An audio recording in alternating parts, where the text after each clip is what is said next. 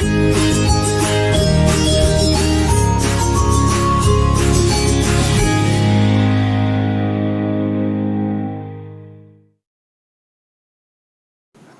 Everyone, હું છું પરીક્ષિત ગેડિયા અને મારી યુટ્યુબ ચેનલ સ્માર્ટ સ્ટડીમાં આપ સૌનું હાર્દિક સ્વાગત છે।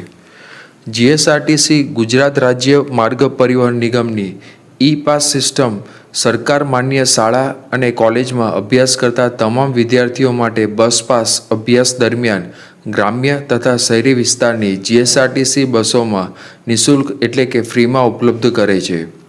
બસ પાસ મેળવવા માટેની પ્રક્રિયા સંપૂર્ણ ઓનલાઈન થઈ ગયેલ છે। આજે આપણે આ વિડીયોમાં બસ પાસ મેળવવા માટે ઓનલાઈન ફોર્મ કેવી રીતે ભરવું તે સ્ટેપ બાય સ્ટેપ સમજીશું। સૌપ્રથમ ગૂગલ સર્ચ બોક્સમાં બસ પાસ ગુજરાત લખીને સર્ચ કરો, ત્યારબાદ આ વેબસાઇટ પર ક્લિક કરો। હવે સ્ટુડન્ટ પાસ સર્વિસીસ પર ક્લિક કરો। જો તમે સ્કૂલમાં ધોરણ 1 થી 12માં અભ્યાસ કરતા હોય તો સ્ટાન્ડર્ડ 1 to 12 ઓપ્શન પર ક્લિક કરો।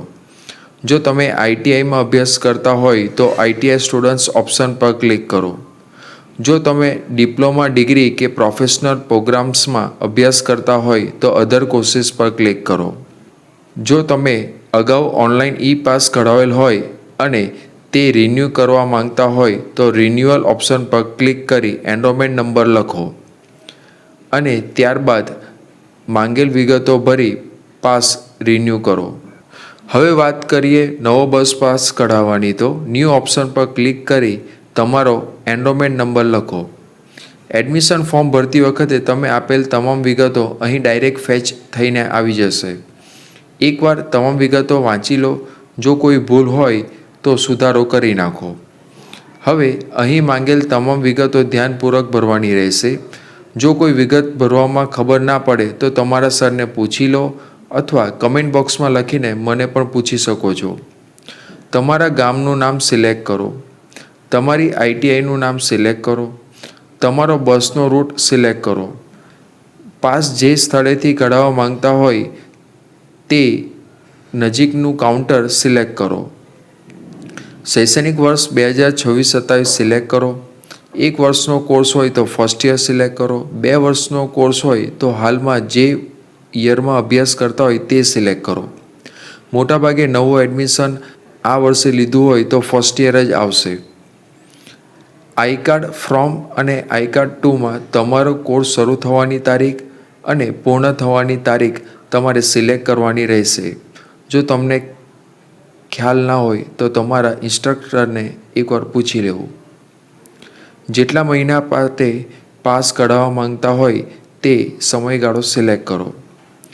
જે તારીખથી બસ પાસ કઢાવવા માંગતા હોય તે તારીખ સિલેક્ટ કરો। સર્વિસ ટાઈપમાં સિટી, લોકલ કે એક્સપ્રેસ સિલેક્ટ કરો। સબમિટ પર ક્લિક કરો। તમારી અરજી સફળતાપૂર્વક સબમિટ થઈ ગઈ છે। આ એપ્લિકેશન નંબર નોંધી લો। હવે અહીં તમારી જન્મ તારીખ લખો અને અહીં કેપ્ચા રી-એન્ટર કરો।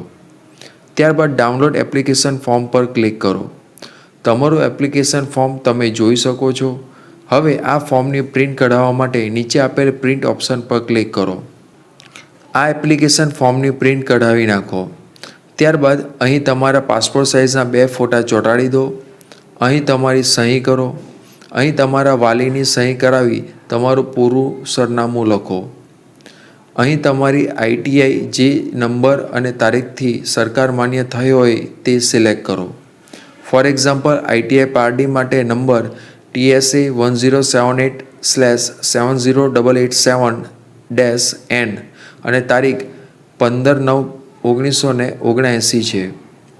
તેવી જ રીતે તમારી આઈટીઆઈ માટે પણ આ મુજબ નંબર અને તારીખ હશે, જે તમારા ઇન્સ્ટ્રક્ટરને એકવાર પૂછી લેવો। ત્યારબાદ અહીં તમારે તમારી શિફ્ટના ફોરમેન ઇન્સ્ટ્રક્ટર પાસે જઈને સહી સિક્કા કરાવવાના રહેશે।